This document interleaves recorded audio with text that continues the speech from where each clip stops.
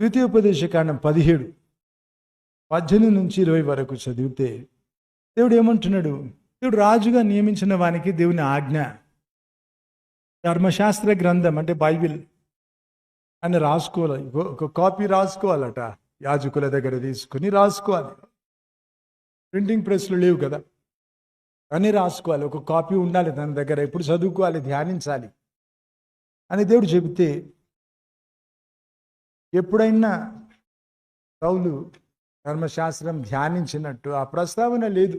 అందుకే అన్ని బలహీనతలకు చోటైంది ఆయనలోన. గెలిచే దారి లేదు, శక్తి లేదు, ఉపాయం లేదు.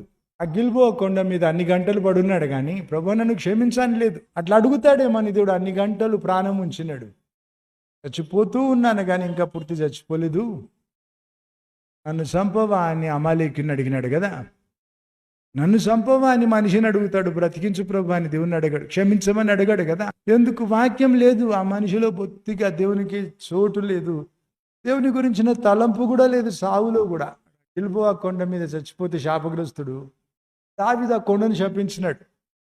ఇప్పటికీ గడ్డి మొలవదట ఆ కొండ మీద, 2000 సంవత్సరాలు అయిపోతా ఉంటే. శాపగ్రస్తుడు చచ్చినాడు కదా అక్కడ, గడ్డి మొలవదు అక్కడ. కాబట్టి బలహీనతలు వచ్చినాయి, ఆయనలో ఉండినాయి, పెద్దగైనాయి, ఆయనను పడగొట్టినాయి. ఎందుకు? దివారాత్రులు ధ్యానించమని దేవుడు అంటే ఆయన ధర్మశాస్త్రం ముట్టలేదు, దిక్కు లేకుండా పోయింది కదా.